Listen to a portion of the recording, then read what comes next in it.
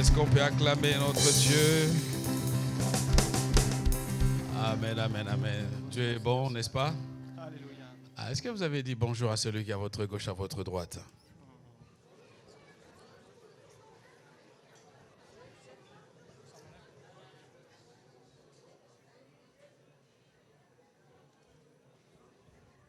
Alléluia.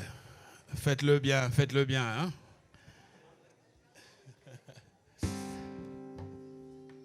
Dieu est bon. Seigneur, nous bénissons les offrandes que nous venons de te donner, ainsi que ces dîmes, Seigneur, que nous versons en retour, acte de notre amour, de notre reconnaissance pour tes nombreuses provisions à notre égard. Dieu fidèle, nous prions pour que tu accordes à ceux qui en ont la gestion la sagesse nécessaire d'utiliser cet argent pour l'avancement de ton royaume et que, Seigneur, Christ soit connu dans notre région et que la bonne nouvelle puisse avancer, que les âmes soient sauvées. Nous te bénissons au nom de Jésus-Christ. Amen. Voilà, sans plus tarder, je vous invite à prendre votre Bible et nous poursuivons notre enseignement sur l'étude de l'épître de Paul aux Philippiens.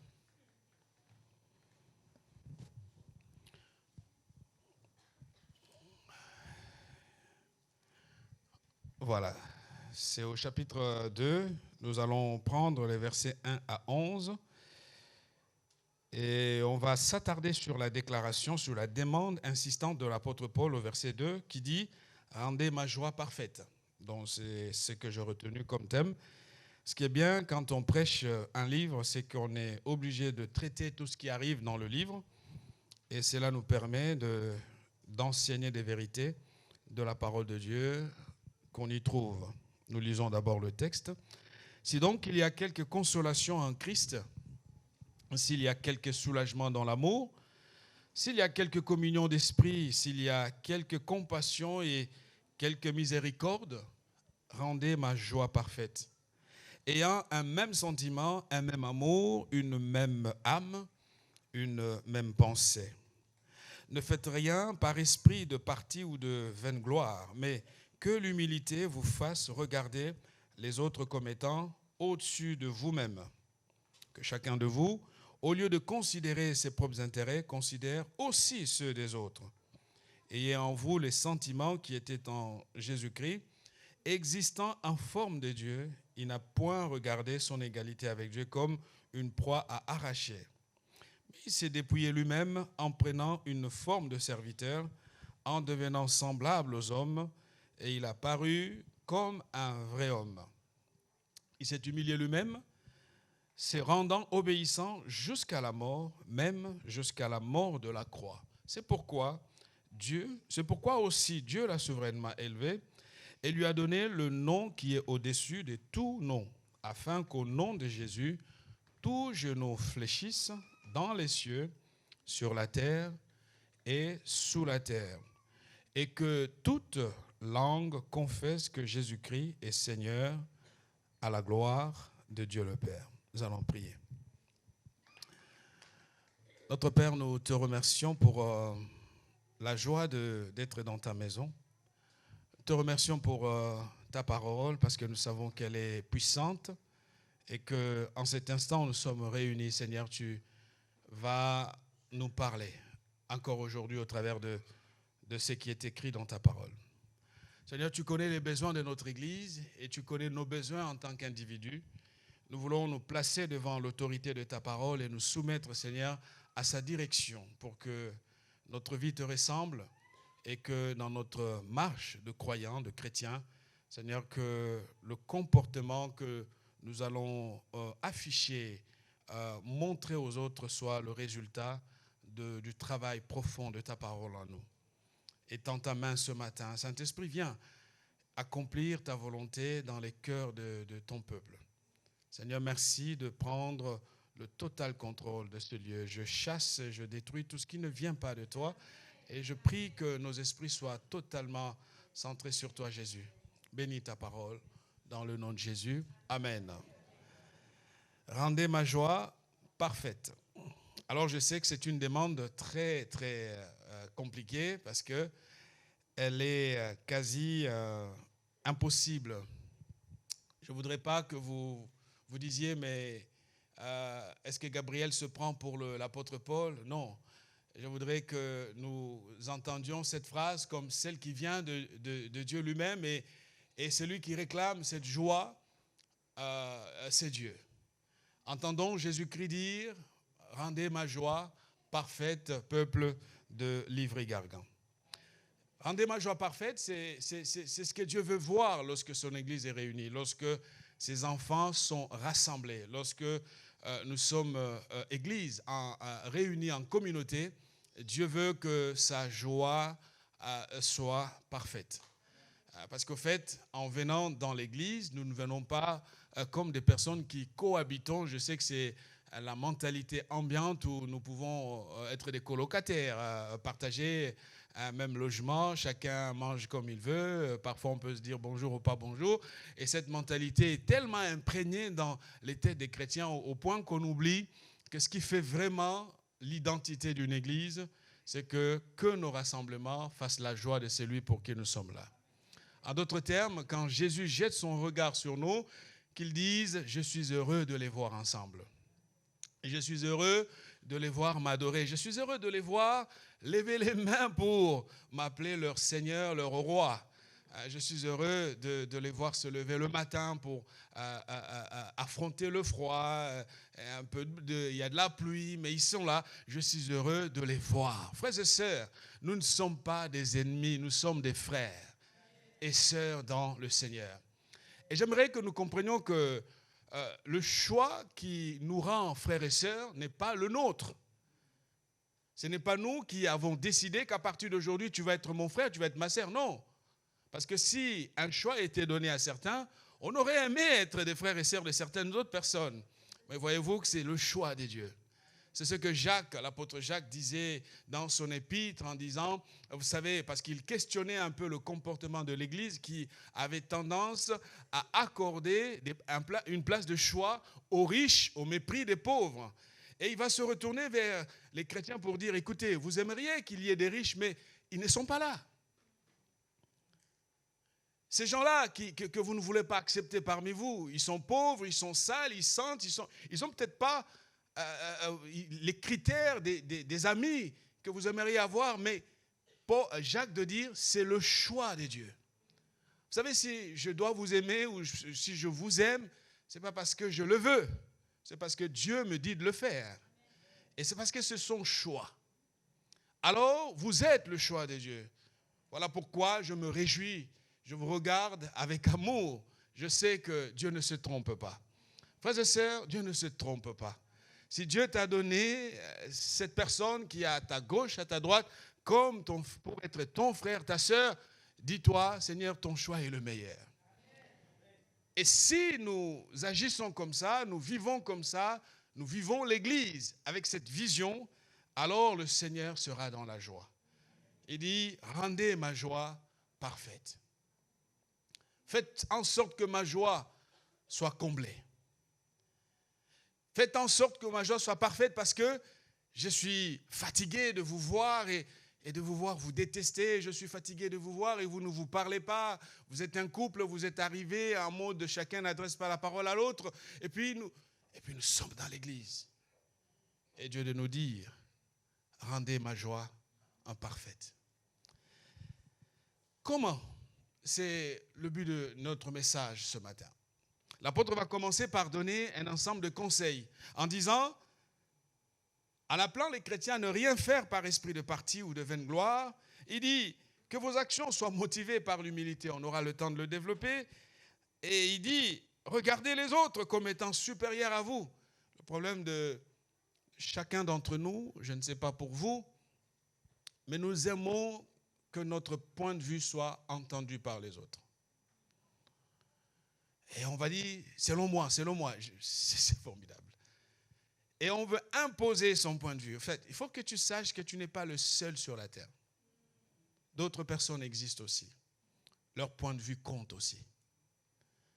Et Paul de dire, regardons les autres comme étant supérieurs à vous. C'est peut-être le point le plus difficile ici. je dois te regarder comme étant supérieur à moi, pas inférieur. Surtout quand on est bardé des diplômes, on a tendance à regarder l'autre comme si il ne valait pas la peine. C'est comme quelqu'un qui a raté quelque chose. Et donc, on arrive avec des a priori de supériorité et on méprise. Paul dit, ça, ce n'est pas ce que Dieu veut voir dans l'Église. Et il va embrayer en disant, il faut avoir à cœur aussi les intérêts des autres. Je sais que cet épître n'est pas facile, mais frères et sœurs, si nous entendons ce que Dieu nous enseigne au travers de cet épître, cette église sera une terre favorable. Cette communauté sera une communauté guérie, transformée, puissante, capable d'impacter notre environnement, notre entourage. Parce que le témoignage de notre foi ne sera pas simplement quelque chose que nous lisons ou que nous écoutons, mais ça sera quelque chose que nous vivons et qui communique aux autres les bienfaits de la grâce de Dieu qui est manifestée dans notre vie. Et Paul, pour conclure dans notre section, il va prendre l'exemple par excellence. Parce que parfois, lorsque nous entendons Dieu nous réclamer des choses, nous disons peut-être qu'il est dans le ciel de sainteté, là-bas il n'y a pas de péché, tout va bien là-bas. C'est comme si lui ne l'a pas fait. Paul oppose un argument de poids en disant, je vais vous donner l'exemple de Jésus-Christ. Et il nous donne cet exemple de Jésus-Christ. Et dans l'église primitive, on parle de l'hymne de Christ. Et donc c'était la marque dans les communautés primitives pour qu'on reconnaisse que quelqu'un était vraiment un chrétien. Parce qu'il fallait qu'il passe justement par ce que Jésus a fait. Voilà pourquoi, au verset 5, il dit « Ayez en vous les sentiments qui étaient en Jésus-Christ. » Frères et sœurs, l'Église doit ressembler à son Seigneur. L'Église ne doit pas être la copie d'un modèle sociétal. L'Église n'est pas là pour être sous la direction d'un nouveau chef. L'Église doit être sous l'autorité de son chef. Parce que ce que Paul réclame aux Philippiens, il leur dit, votre chef, notre chef l'a fait. Nous devons tous avoir les sentiments qui étaient en Jésus-Christ. Cela m'amène à mon premier point de ce matin. Bannissons l'esprit de clan et de vanité. C'est ce qu'il dit. Il commence par là. Il dit, ne faites rien par esprit de parti ou de vaine gloire. Alors si c'est là, chacun d'entre nous l'appliquer, je crois que cette église, on verra la gloire de Dieu descendre. On verra les guérisons de Dieu se manifester.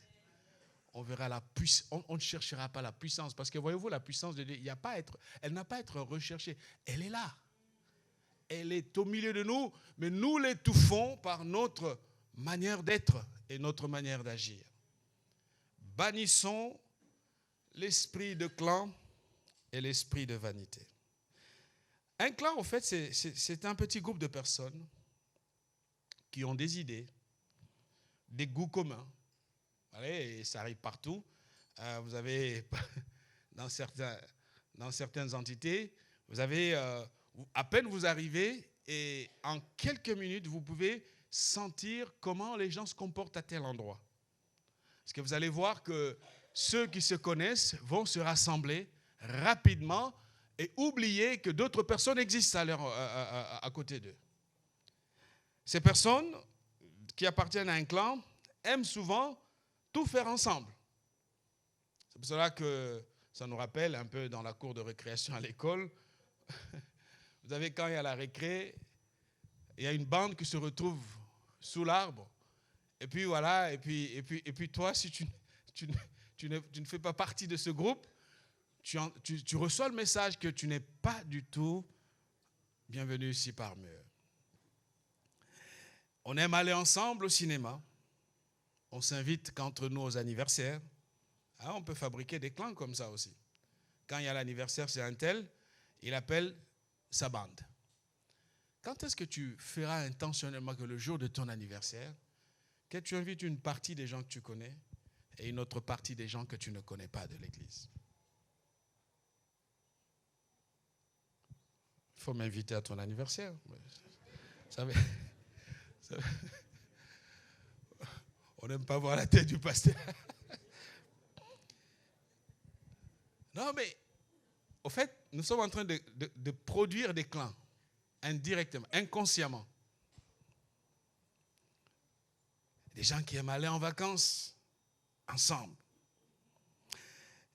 Ils ont leurs préférences et leurs préférences se construisent par opposition aux autres. Tu as vu le groupe d'un tel, comment il est, et donc moi je vais construire le mien.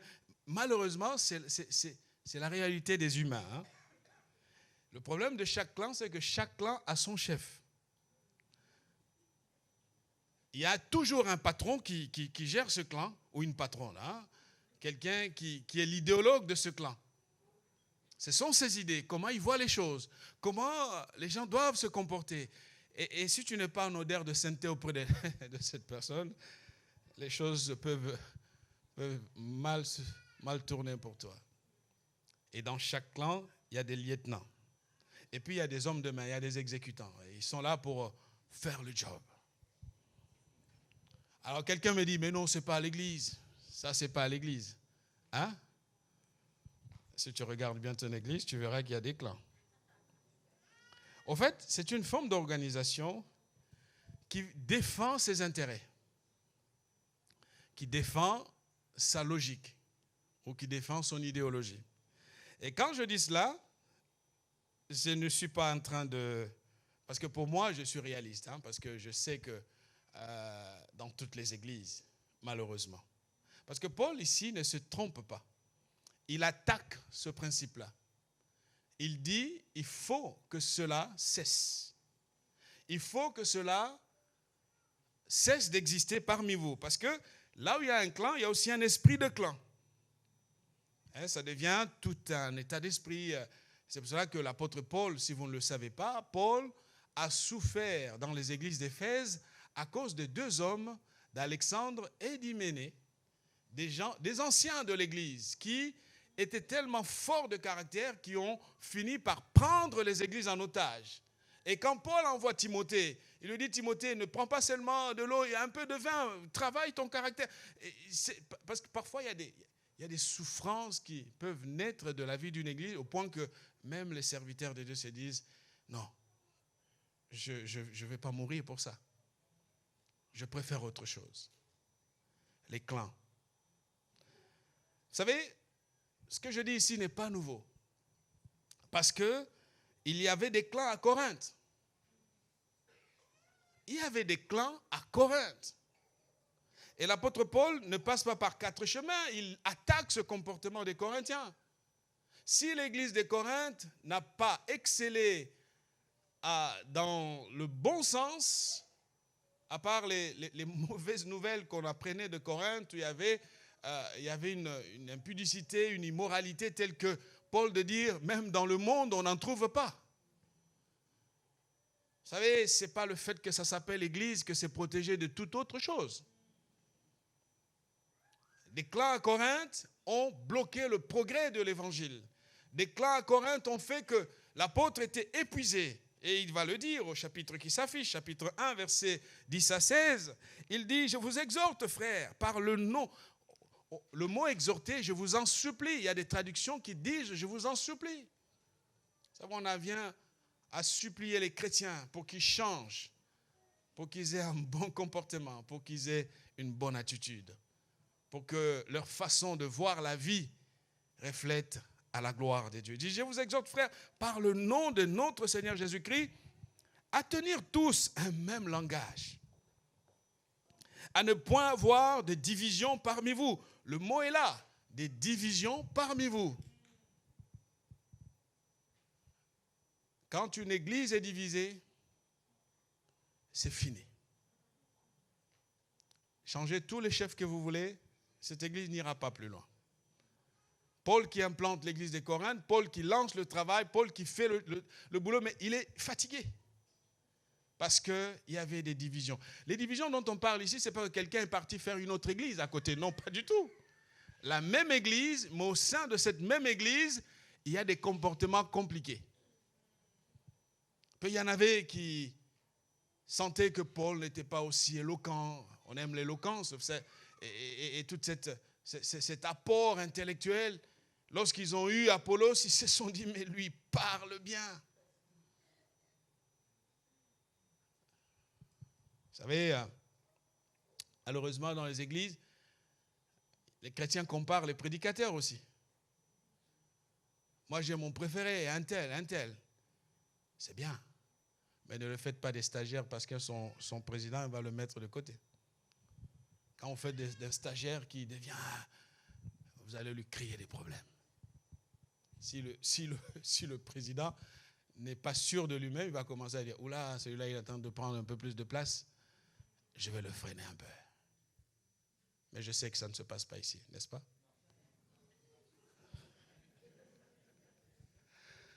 Nous sommes différents quand même. Nous sommes saints. Paul dit, il y a des divisions parmi vous. Mais à être parfaitement unis dans un même esprit et dans un même sentiment. Il dit, car mes frères, j'ai appris à votre sujet par les gens de Chloé qu'il y a des rivalités au milieu de vous. Je veux dire que chacun de vous parle ainsi. Il reprend ce qui se disait à Corinthe. Il dit, il y en a un qui dit, moi je suis de Paul, et moi d'Apollos, et moi de Céphas. Céphas, c'est l'apôtre Pierre. Et moi de Christ. Vous vous rendez compte, dans une église, il y a un groupe qui dit, nous sommes de Paul. L'autre groupe dit, nous sommes d'Apollos. L'autre groupe dit, nous sommes de Pierre. Et l'autre dit, nous sommes de Christ. Même Jésus-Christ n'était pas populaire au sein de cette église de Corinthe. Ça montre que si nous cultivons, nous nourrissons cet esprit de clan, nous allons, avec le temps, éclipser même le roi de gloire. Il n'aura plus sa place. Les gens vont fonder leur foi en notre action, en notre manière de faire les choses, et ils vont être fascinés. Vous savez, c'est facile de subjuguer la conscience de quelqu'un dans une église parce qu'il y a un peu cette crédulité du fait qu'on est à l'église, justement. Et c'est ce qu'il faut éviter. Même Jésus à Corinthe n'avait pas le succès à 100%, il avait 25%. Ah, parce qu'ils étaient 4, chacun a son groupe. Ah, quelle tristesse. Là où il y a l'esprit de clan, le Seigneur Jésus-Christ n'a plus sa place de 100%. Paul dit, verset 13, Christ est-il divisé? Paul a-t-il été crucifié pour vous? Moi, j'aime ce qu'il dit. Vous êtes fanatique de quelqu'un, vous êtes sous le contrôle d'une personne. Est-ce que cette personne est morte à la croix pour toi? Ma soeur, mon frère, tu n'as pas été sauvé par un pasteur. Tu as été sauvé par Jésus-Christ. Ah oui, si tu crois que le pasteur va mourir à la croix pour toi, tu te trompes. Moi, je ne mourrai pas à la croix pour toi. Je vais vivre. C'est Jésus qui est mort pour toi. Et ça, c'est déjà suffisant. Attache-toi à Jésus-Christ. Alléluia. Ah, mais il faut s'attacher à Jésus-Christ. Ne sois pas mon fanatique. Non. Moi, je ne mourrai pas pour toi. Jésus l'a déjà fait. Attache-toi à Jésus-Christ. Paul dit, mais vous êtes fanatique. Vous êtes sous le contrôle de quelqu'un. Il devient un chef de clan. Il devient ton idéologue. En fait, tu passes ton temps à la maison à ne penser qu'à cette... Non, c'est Jésus qui est mort. C'est Jésus qui est mort à la croix. À partir de ce jour, faisons le point. Regardons. Suis-je encore sous l'influence de Jésus-Christ ou sous l'influence de quelqu'un à l'église? On sait qu'il y a toujours ce principe des mentorats. On a toujours besoin d'être mentoré par quelqu'un de plus mûr qui va nous aider, qui va nous encourager. Mais de grâce, que cette personne ne prenne jamais la place de Jésus-Christ. Que cette personne ne prenne pas la place du roi des rois. Ah, avec cette personne, vous allez vous prendre la tête un jour. Ne t'en fais pas. On est sur la terre et tu verras les mauvais côtés de cette personne et tu seras déçu demain. Attache-toi à Jésus-Christ. C'est Christ qui est mort pour toi. C'est lui qui reviendra te chercher. C'est lui qui a payé le prix de ta liberté. Christ en nous, comme lui-même disait Paul, l'espérance de la gloire. Frères et sœurs, bannissons cet esprit. Et Paul de donner des conseils en disant, vous devez tenir le même langage. Projetez-vous dans l'avenir avec les mêmes pensées. Soyez en accord dans la même pensée, dans la même opinion. En d'autres termes, il dit, mais apprenez à ajuster vos ambitions. Vous savez, si on est toujours tranchant, vous savez, c'est épuisant de parler avec quelqu'un qui ne voit pas son problème, mais qui ne voit que ton problème. Et après, ça va faire quoi? On se calme, on se parle, trouvons des solutions. C'est fatigant. C'est fatigant d'avoir des gens qui ne demandent jamais pardon. Ils ont toujours raison. Non, ça n'arrive pas ici. Hein. Non, vous savez, il y a des gens comme ça. Non, mais si tu t'es trompé, mais écoute, on est humain. Hey, je me suis trompé. Hein. Je n'ai pas été à la hauteur, excuse-moi, pardonne-moi. Et la vie continue. Amen. C'est fatigant. Il n'y a que toi. Ah non, tu as vu comment on m'a fait. Allez, on peut dire les choses. Hein. Il y en a qui vont être, oui, c'est lui qui a fait ça. Mais toi, tu as fait quoi? Dans tout conflit, personne n'est à 100%. Il y a aussi ta part de responsabilité. Est-ce que tu as vu comment tu as parlé? Est-ce que tu as vu comment tu... Prends ta part de responsabilité. Je vous vois, vous êtes tous calmes.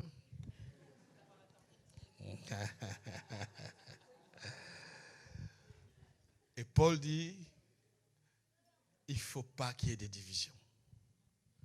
Les divisions nourrissent l'action de Satan. Les divisions nous affaiblissent. Les divisions nous bloquent. L'Église, nous ne sommes pas venus pour être les uns contre les autres. Ça sert à quoi? Si c'est ça vraiment notre sens, nous avons tout raté. Soyons unis. Travaillons dans la même direction. Amen. Apprenons à écouter aussi les autres. Vous savez, un mauvais côté, l'art, écouter, ce n'est pas facile. Hein, parce que souvent, quand on est dans une situation, on a son idée, il m'a fait ça, Mais si tu l'écoutes, si tu lui donnes le temps de l'écouter tout simplement, tu verras qu'au fait, il n'est pas aussi fautif que tu le crois. Il y a aussi ta part des responsables. Deuxième point que Paul nous encourage dans notre texte d'aujourd'hui, c'est de réaliser l'importance de l'unité dans la communauté. C'est très important. Pour qu'on réalise l'importance de l'unité dans la communauté, Paul rappelle qu'il faut bannir la vaine gloire. Il faut bannir la vaine gloire. Il y a des gens qui font tout tourner autour d'eux. J'ai fait ça, j'ai fait ça, j'ai fait ça. Moi, au fait, moi.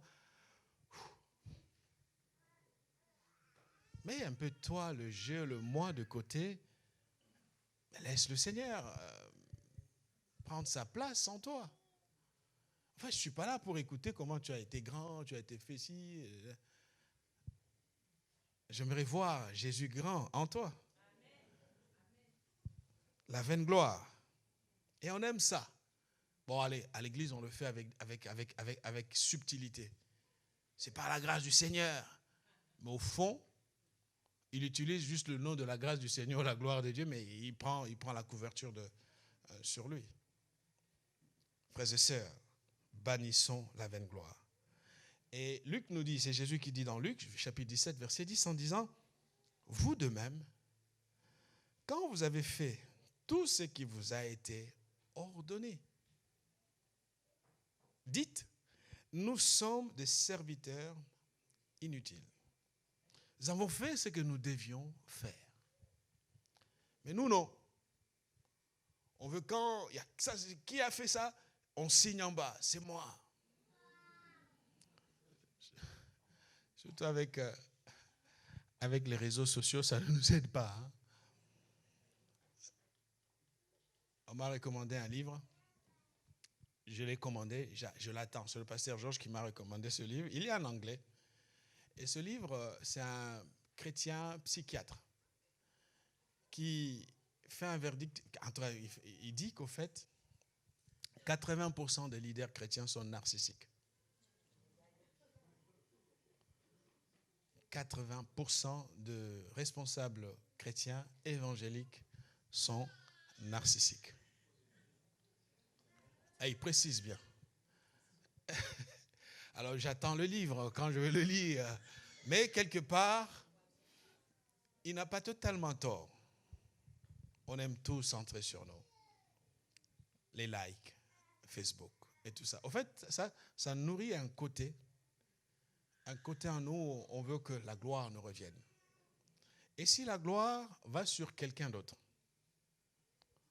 un frère, une sœur à l'église, que Dieu bénit, que Dieu visite, que Dieu utilise, alors on commence à imaginer comment on va le calmer un peu. Alors, si on n'est pas en position de force pour le calmer, on va commencer à raconter n'importe quoi. Et on sait en âme et conscience que ce qu'on est en train de dire va faire du mal à l'autre. Mais on le fait. On le fait pour que ça se calme un peu, on est fatigué un peu de voir sa tête. Et après, on croit que tout se passe bien comme ça. Frères et sœurs, non. Amen. Non. La vaine gloire. Un jour, je vais le dire un peu plus bas, Jean-Baptiste est passé par ce test. Mais il a réussi.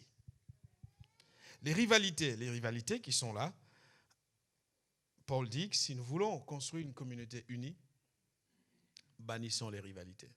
J'aimerais te dire ceci, personne n'a tout reçu. Personne. Chacun a reçu ce qu'il peut utiliser pour sa vie. La parabole des talents, Matthieu 25, nous le dit avec clarté. Le patron, qu'est-ce qu'il fait? Il appelle le premier, il lui donne 5 talents. Il appelle le second, il lui donne 3 talents. Il appelle le troisième, il lui donne 1 talent. Et quand il revient à la fin, il demande des comptes en fonction des talents qu'il a donnés à chacun. Le problème, frères et sœurs, ce n'est pas parce qu'il a plus de talents qu'il est plus que moi. Pas du tout.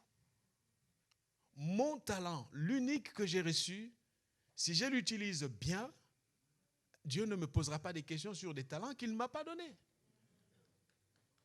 La comparaison, la rivalité, ah, il fait ça, il faut que je fasse aussi ça.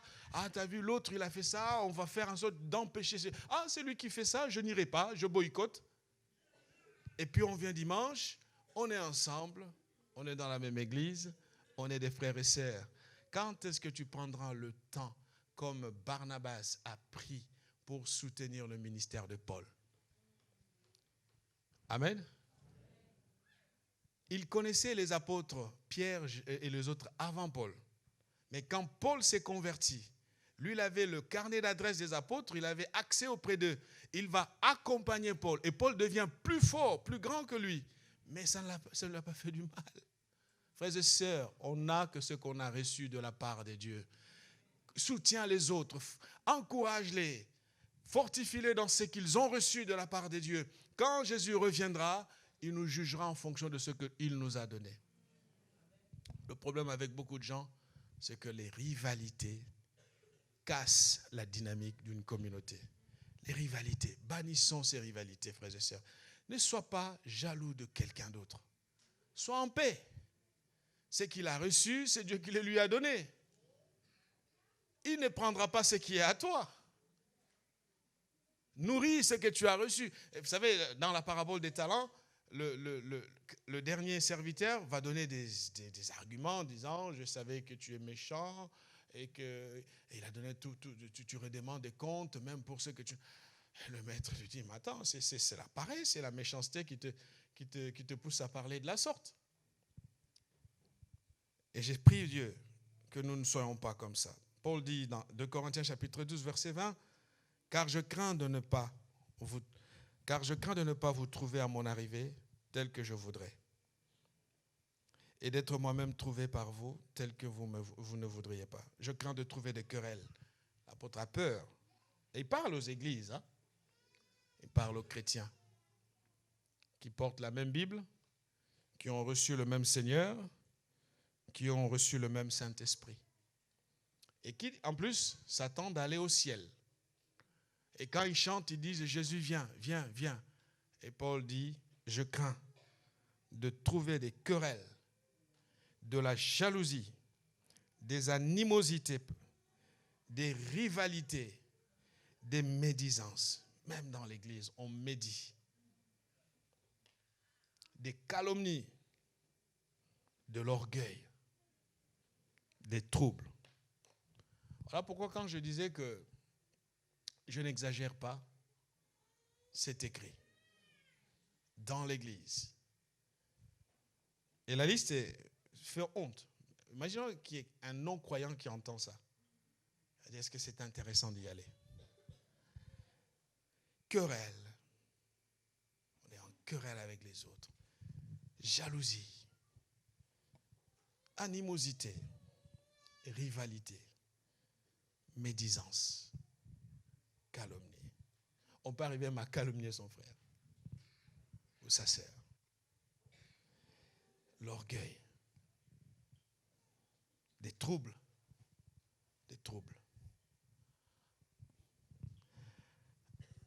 Vous savez, et Paul, on va le voir la prochaine fois, Paul va montrer le chemin qui apporte la vraie guérison dans le fonctionnement de toute entité, c'est l'humilité. En d'autres termes, il dit l'humilité est la puissance qui construit la communauté. Du moment où je ne regarde pas mon frère comme étant supérieur à moi, je suis en train de le voir comme inférieur et Dieu n'apprécie pas ça. Quand je vois François, je vois il est supérieur à moi. Et si c'est ça mon attitude, alors Dieu me donnera de régner aussi, de gouverner, parce qu'il a dit c'est lui qui est au service qui sera maître des autres. Frères et sœurs, s'il vous plaît, changeons notre lecture des choses. Des querelles, des rivalités, nous ne devrions pas les voir parmi nous. Amen. Je termine avec le troisième point. Prenons aussi en compte les intérêts des autres. Un jour, je mangeais. Je donne mes exemples pour illustrer ce que je dis. Alors, mes petits frères, je suis un fils aîné. Mes frères avaient mangé et tout. Bon, je mangeais en retard. Et donc ça se passe en Afrique. Chez nous, vous connaissez la cour commune. Hein, vous êtes, voilà. Mon père revenait du travail. Il m'a trouvé en train de manger seul. Et j'avais mes jeunes frères qui étaient là en train de jouer. D'autres me regardaient. Vous savez les enfants, hein, ça mange tout le temps même quand on n'a pas faim. Et donc mon père arrive. Alors, il me mettait une pression lui aussi. Hein. Et il me dit, mais comment ça tu manges et tes frères te regardent? J'ai dit, mais non, ils n'ont pas faim. Ils ont déjà mangé. Ah, mon père s'énerve. Il se fâche. Il dit non. Un grand frère est comme un chef de tribu. Quand un chef mange, il mange avec sa cour. Même s'ils n'ont pas faim, tu dois les inviter à manger avec toi. J'ai trouvé qu'il poussait plus loin. Mais bon, c'est pas comme ici. Nous, là, on ne répond pas aux parents. Nous, si tu réponds, c'est compliqué. Ça peut mal finir pour toi. Je me suis tué, calme. Mais avec le temps, j'ai compris qu'au fait, ce qu'il voulait, c'était de développer en moi un cœur de quelqu'un qui, tout le temps, partage, considère les intérêts des autres. Depuis lors, même avec mes frères, même s'ils ont mangé, quand je mets la nourriture sur la table, je vais, qui a faim, qui vienne.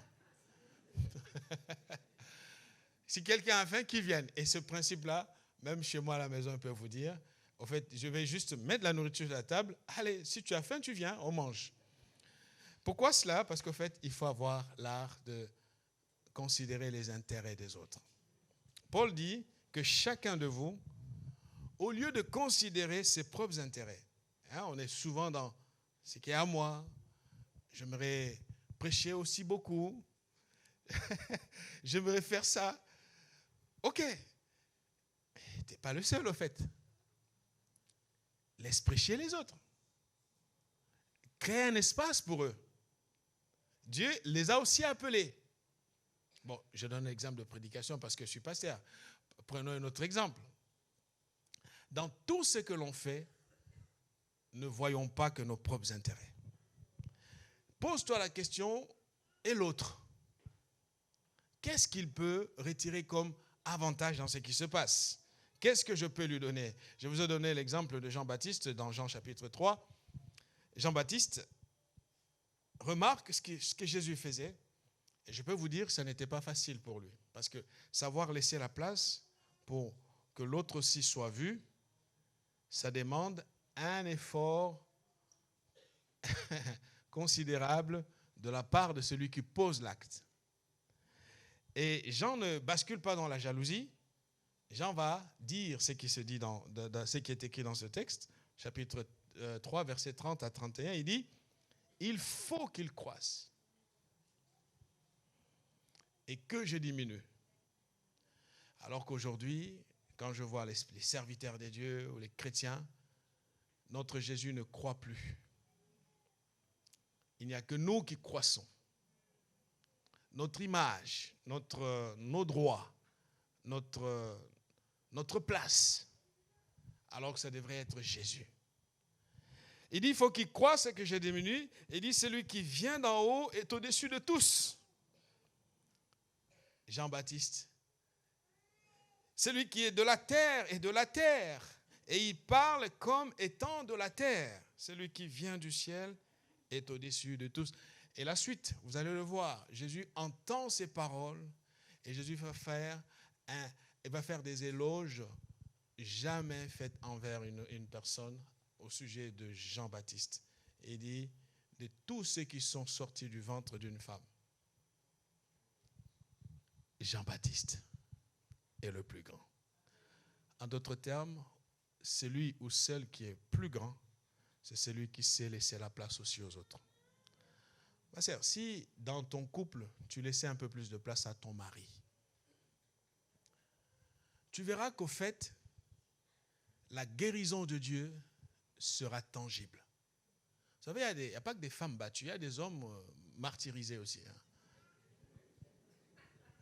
Et ça détruit tout. Et puis si l'homme a du tempérament, il va vouloir s'imposer. Et puis nous connaissons comment ça finit. Ça devient compliqué. Bon, on va faire un SOS des frères. Hein? Mon frère, si tu laissais un peu plus de place à ta femme. Là, il y a Amen. Si tu laissais un peu plus de place à ta femme. Au lieu de, c'est moi, mes droits, c'est moi. Depuis que tu le fais, qu'est-ce que ça a produit? Pas grand-chose. Amen. Dieu t'appelle aujourd'hui tout en défendant tes intérêts, n'oublie pas aussi ceux des autres. À l'église, tout en faisant avancer ce que tu fais, n'oublie pas aussi ce que les autres font. J'aimerais te dire que tu n'es pas sur une île où il n'y a que toi. Il y a aussi d'autres personnes. Sois pas cet enfant gâté. Vous savez, quand on a été gâté, le monde tourne autour de nous. Quand on me retire mon jouet, je suis fâché, je ne suis pas content. Mais quand on me le remet, je suis bien. Ce n'est pas ça la vie. La vie d'un chrétien, c'est aussi les frustrations qui accompagnent notre existence. Ce matin, je nous exhorte. Prenons aussi en compte. Vous voyez, il y a le aussi en compte. Défendons nos intérêts, c'est formidable. Mais n'oublions pas que d'autres aussi existent. Il y a aussi d'autres ministères dans l'Église. Il y a aussi d'autres grâces dans l'Église. Il y a aussi d'autres servantes et serviteurs dans l'Église. Ne te crois pas être le seul qui doit occuper toute la place, mais laisse uns aux autres un peu d'espace pour que le Dieu Tout-Puissant les utilise dans l'appel qu'ils ont reçu. Amen. La prochaine fois, on parlera de ce que l'apôtre a montré le chemin en parlant de l'humilité. Je sais que c'est un sujet difficile, l'humilité, parce que je ne sais pas si je suis assez humble pour prêcher sur l'humilité, mais on va quand même voir qu'est-ce que l'apôtre dit sur cette question de l'humilité. Amen. Mais de grâce, en repartant ce matin, chers amis, nous pouvons construire des entités où il y a la vie, en bannissant toute tendance, tout esprit de rivalité. Alors, on n'est pas tous fait pareil, mais j'aime pas la rivalité. Je trouve que celui qui est dans la rivalité est triste parce qu'en fait, moi, la rivalité chez moi réveille un autre instinct chez moi. Et du coup, j'aime pas rentrer là-dedans. Quand quelqu'un entre dans un bras de fer, je suis mal fait, je ne sais pas comment Dieu m'a fait, mais j'ai une énergie bizarre qui sort de là et je ne me reconnais plus. Il ne faut pas de rivalité. Amen. Soyons des frères. Soyons des bien-aimés dans le Seigneur. Deuxièmement, n'oublions pas que dans la communauté, c'est l'unité qu'il faut. Et troisièmement, défends tes intérêts, c'est bien. Mais de grâce, n'oublie pas les intérêts de l'autre. Si ces trois choses sont appliquées, vous verrez qu'il n'y aura pas de démons à chasser, il n'y aura pas de diable à charger, mais on verra que la gloire de Dieu sera manifeste. Parce que le roi de gloire dit, rendez ma joie parfaite. Rendez ma joie parfaite. Et ces trois éléments, si tu les pratiques, le Seigneur aura une joie parfaite. Je vais vous inviter à la prière. Alléluia.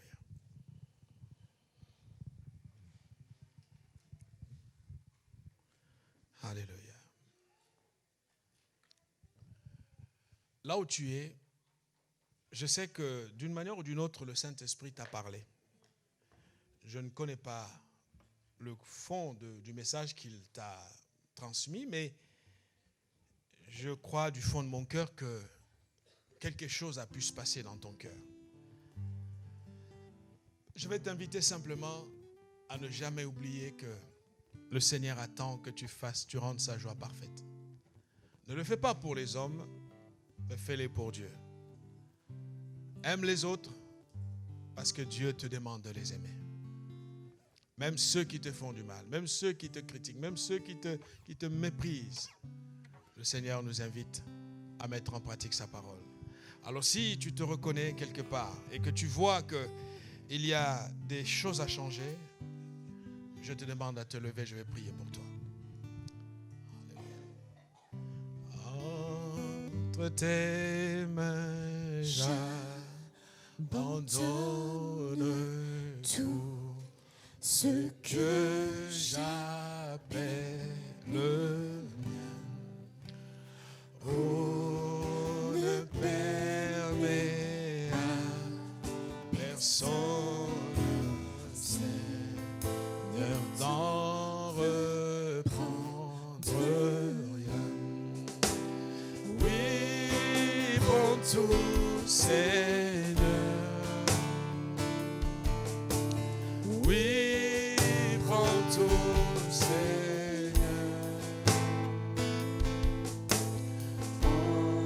Entre tes mains, j'abandonne tout avec bonheur. Seigneur, je prie pour tes enfants qui sont debout. Je prie aussi pour ceux qui n'ont peut-être pas pu se lever, mais qui d'une manière ou d'une autre se sont retrouvés dans cette parole. Ma prière, Seigneur, c'est que tu puisses nous aider à rendre ta joie parfaite. Seigneur, en observant ces trois choses que tu nous enseignes ce matin, notre Dieu, nous ne voulons pas oublier le but pour lequel nous avons été sauvés. Nous ne voulons pas passer à côté de notre appel. S'il te plaît, mon Dieu, là où il y a des rivalités, là où il y a des divisions, là où il y a de l'égoïsme, là où il y a du mépris, des querelles, de la médisance, des calomnies, Seigneur, là où règnent toutes ces choses qui font honte au témoignage de l'Évangile, Seigneur, ma prière est que tu donnes un esprit de guérison ce matin. Père, nous voulons te ressembler. Nous voulons être à ton image. Nous voulons être des instruments qui allons continuer à honorer le nom de celui qui est mort sur la croix de Golgotha pour nous. Donne-nous le discernement pour que nous ne soyons pas influencés par les gens. Que nous n'oublions pas que sur la croix de Golgotha, il y avait un seul qui est mort, qui s'appelle Jésus-Christ. Et c'est pour lui que nous sommes là. Seigneur, aide-nous à ancrer notre foi en sa personne, en lui seul, Jésus-Christ, le roi de gloire. Fortifie ton Église, bénis tes enfants, change nos vies, Seigneur, et aide-nous à nous améliorer un peu plus dans notre manière de nous comporter envers nos frères et nos familles et nos amis à l'extérieur. Et avec ce monde qui ne te connaît pas, c'est alors que d'autres reconnaîtront, Seigneur, que tu es vivant. Bénis ta parole au nom de Jésus. Amen.